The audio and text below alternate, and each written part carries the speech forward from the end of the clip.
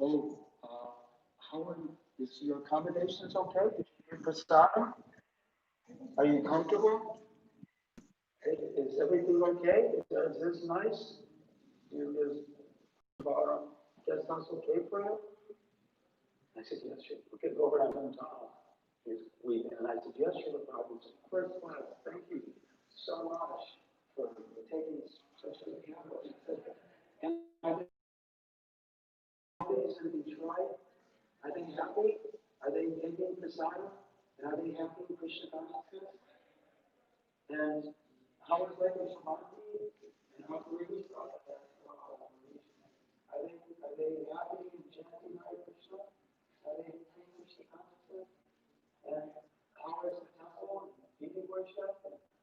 And the neighborhood, are you preaching in the neighborhood? Prabhupada just went on and he was just talking about everyone else is going.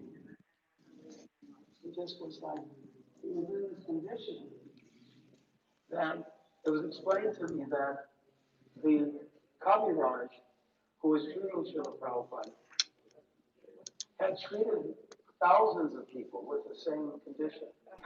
And he said, and it's so painful that the people literally writhe in pain. It's so painful, they can barely tolerate the pain. They become incoherent. And they come to silence and delirious. We need to turn this up. Can you sing the song to the departed Vaishnava? I can, but Vishnugrapha really does it. Like, No, because he's cooking with all. if he's not here, then I'll do it. But if he's here, He's not doing it. He's gonna do the Pushpanjali prayers and lead noon arti. okay. So please. Yeah. Do we have? Oh, we can Okay. put it up on the screen rather than have the papers to touch because they're not laminated, right? We can't wipe them. It doesn't get any louder. Doesn't get any louder. Vrindavan.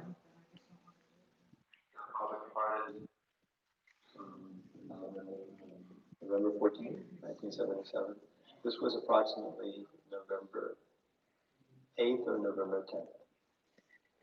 So I came to Vrindavan. I was in the Hyderabad farm, which was very important. Saying something, would you like to say a little bit? I'm just trying to make a list. Not really. No. Yeah, no, it's okay.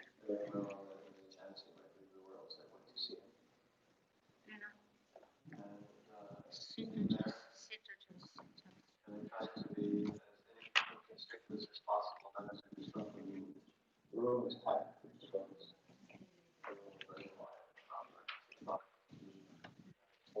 Hare Krishna.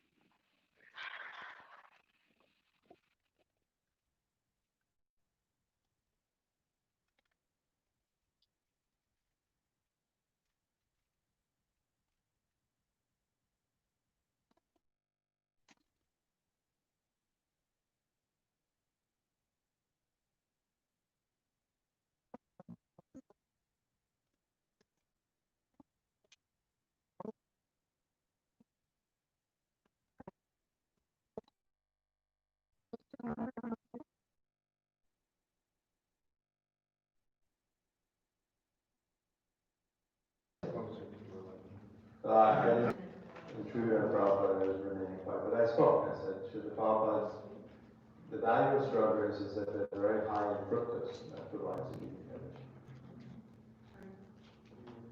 And the Prabhupada wasn't so much into lightness. Talking about the value. Prabhupada was very pragmatic.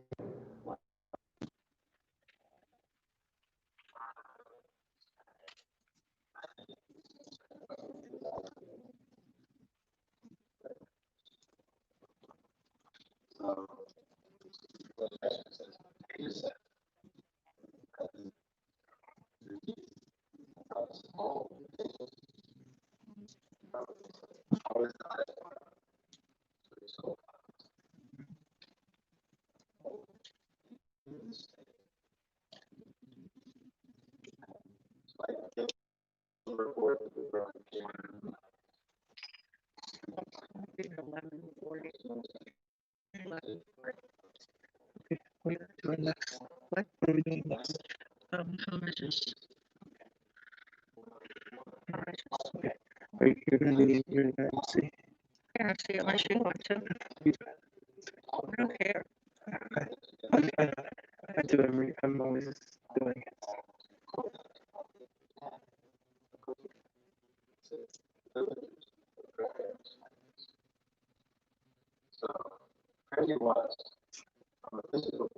How long are we gonna watch this?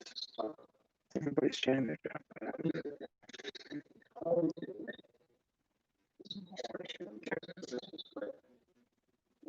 We can ask if people are listening.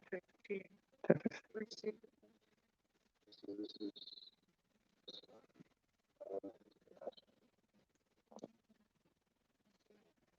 Prophet's position, after you were prophet for a while, you got used to prophet's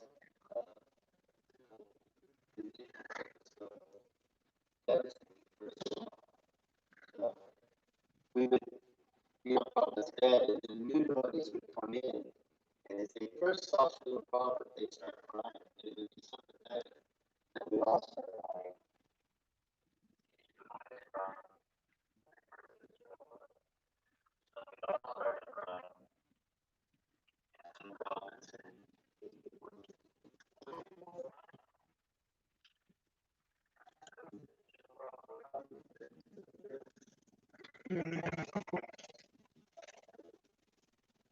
Say,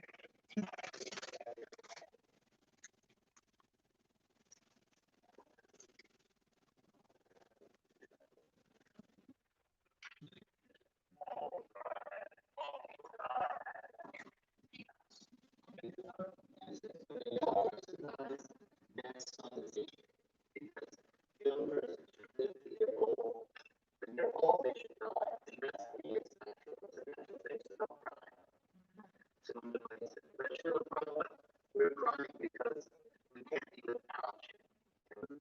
We want to communicate.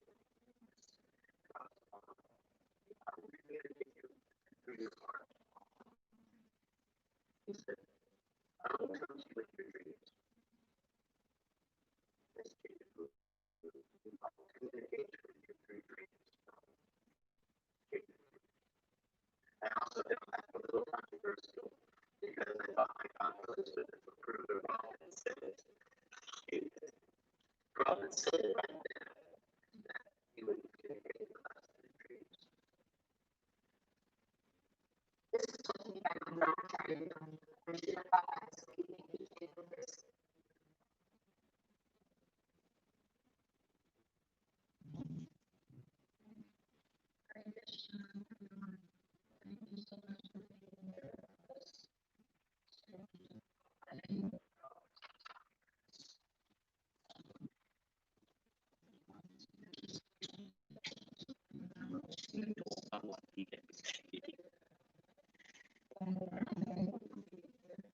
yeah.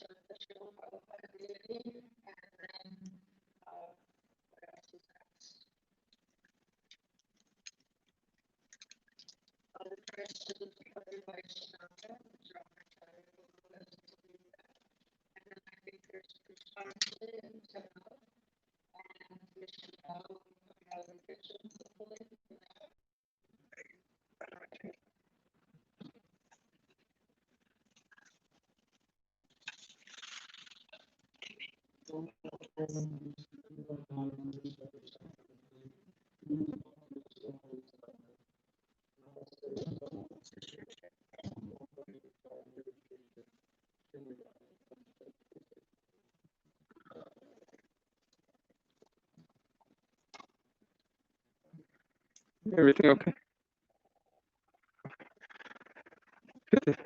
I know it's hard with mass, but we have to.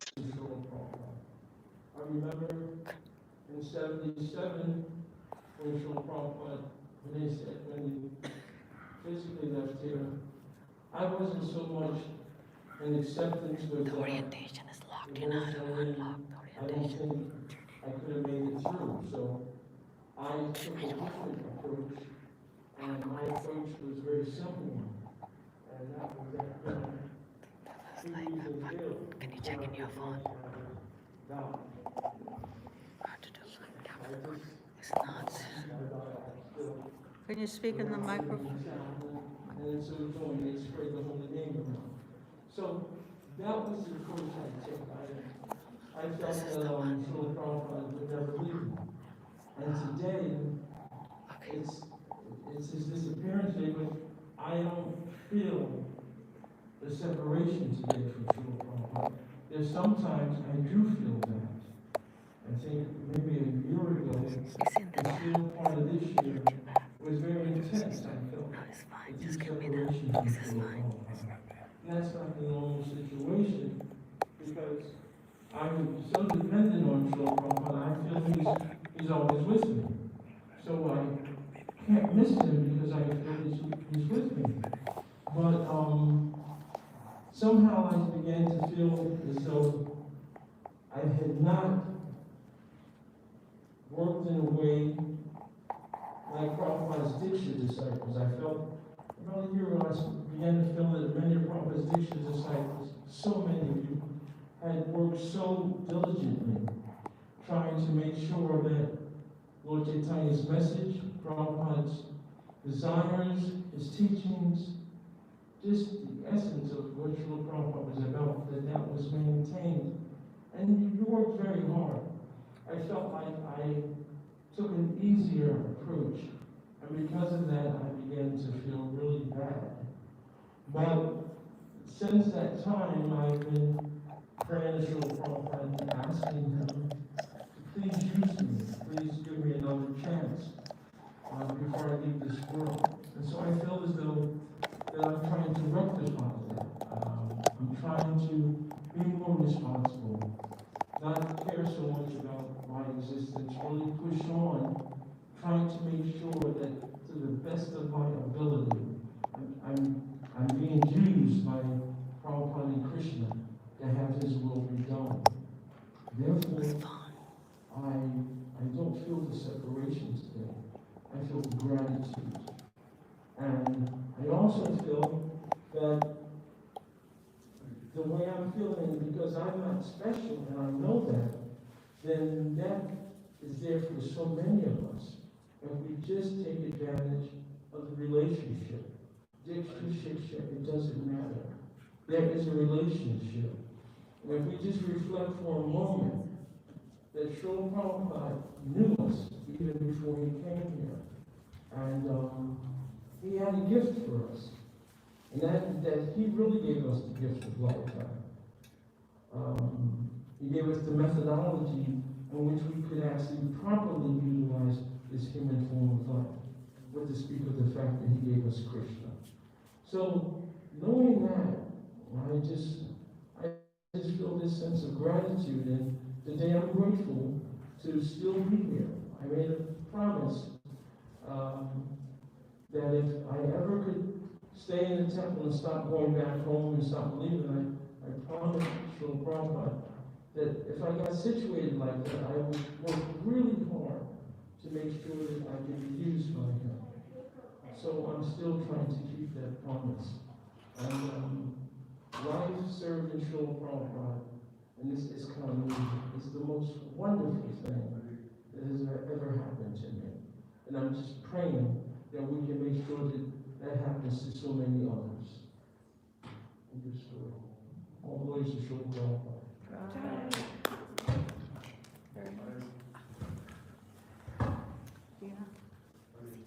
Would you like to say a few words now? Don't have that many people.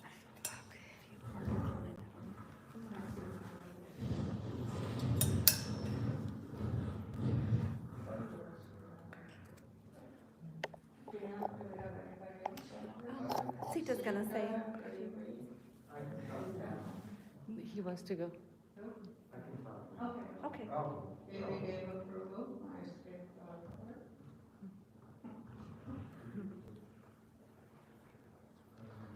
Hare Krishna. Hare Krishna. Lord Srila Disappearance. This is the 42nd or 43rd? I can't hear. 42nd or 43rd Disappearance Day? 43rd. No, 43rd. 44th? 77th. 43rd. 43rd. 43rd. 45th? Third. Third. Oh, Yes. 43rd. Wow. So it's been quite a long time for me, and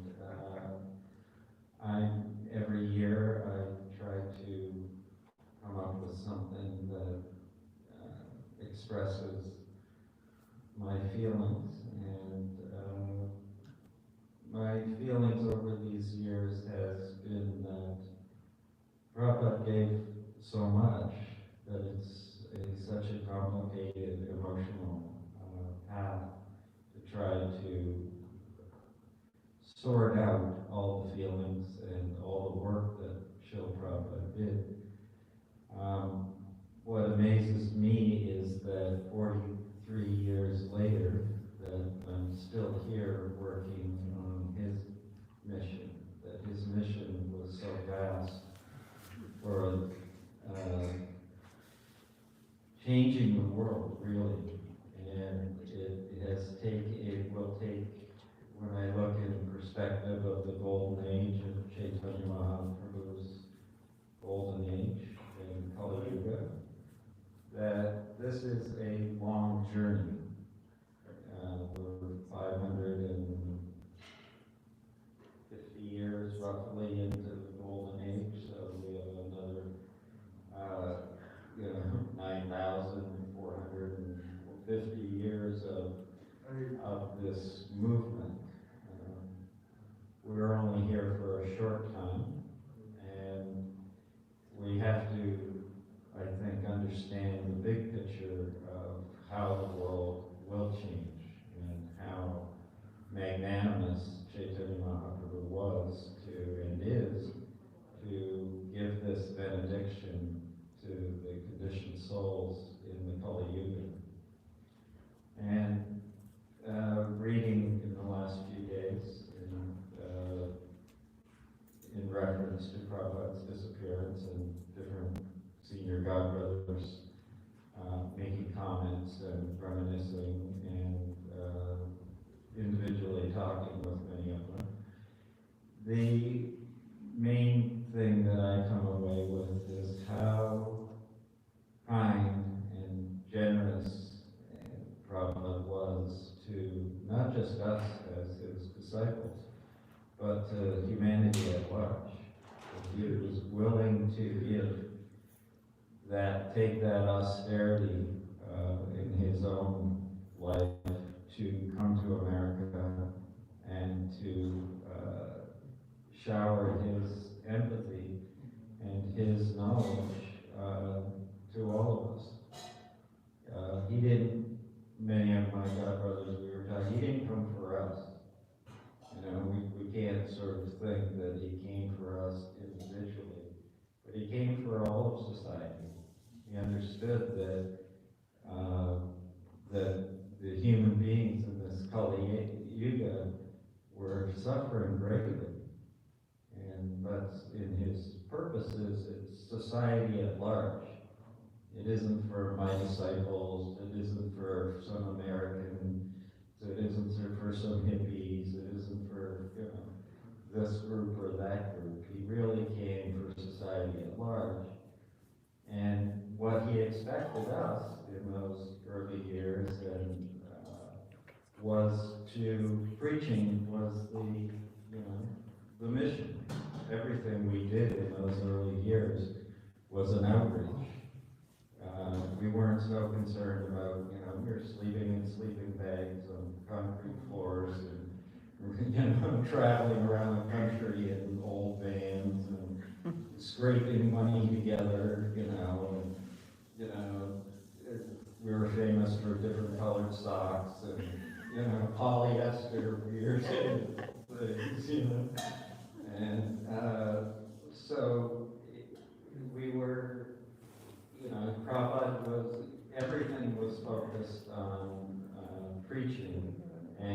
distributing this Usually knowledge, will come in 15 minutes. you know? I mean, I remember we had more books than we had food, you know? We were trying to figure out, you know, a lot of times you had to get rid of some books in order to eat or to put gas in the van.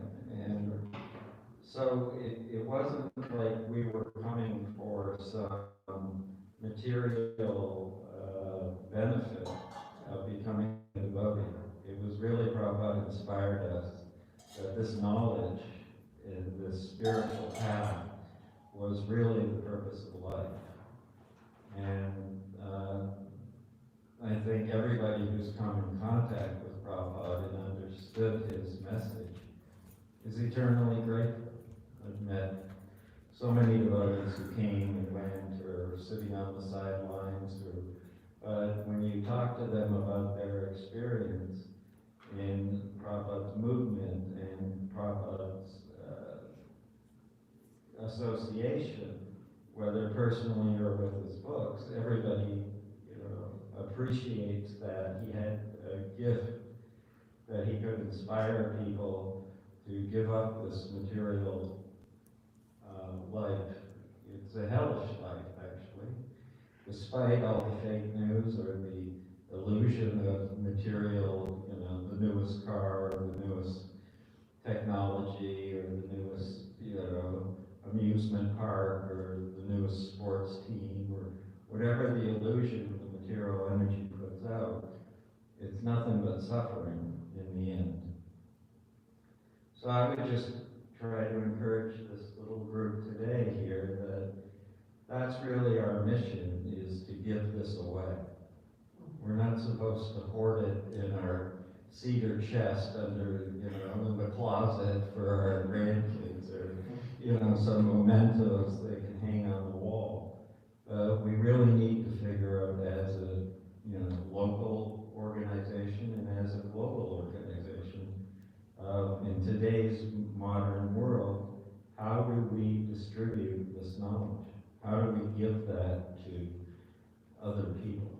Whether it's the person across the street or down the street, or, you know, in the people we meet, the, you know, other religious organizations that we interact with.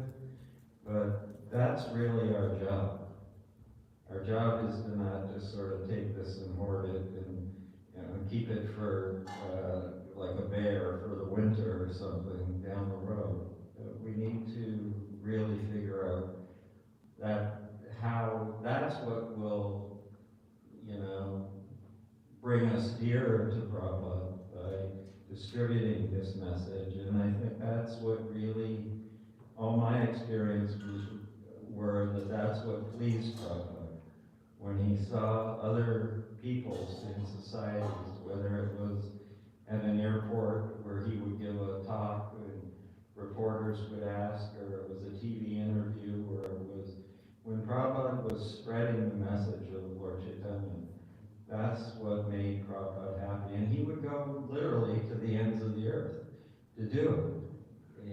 He really, you know, took no, I mean, I personally saw he just changed the schedule, you know, okay, we're here. Oh, we need to go there? Okay.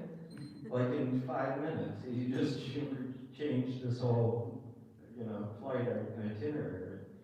Because somebody wanted them to go to a different city. Someone invited him, one of his senior disciples would invite him. And so he would immediately change the schedule. So I think it's important that we can never come close to doing what Prabhupada did.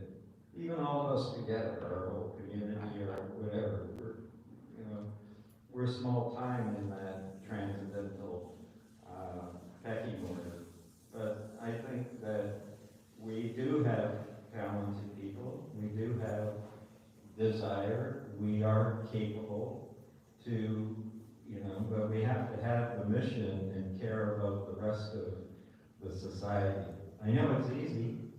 You just drive right by them, you don't even have to stop. You just, think we're doing okay. I'm changing my rounds. I'm doing this. I'm doing that. I made it. I'm like kind of okay.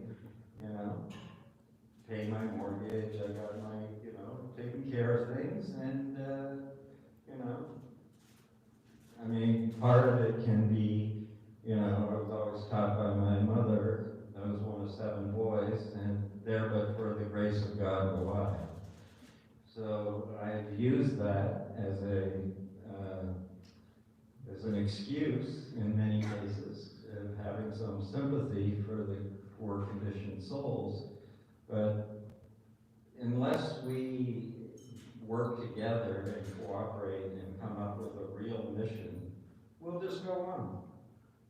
We'll go on in our nice little new building, and we'll keep, going here, and we'll come on Sunday, and we'll have our little thing, and, as the years go by, this one will pass away, this one will leave their body, this one will, and some people will move back to India, some people will move to Alachua, some people will move to here or there, and we'll just sort of stay in this status quo, missing a great opportunity to both serve Prabhupada's mission, but to also advance ourselves.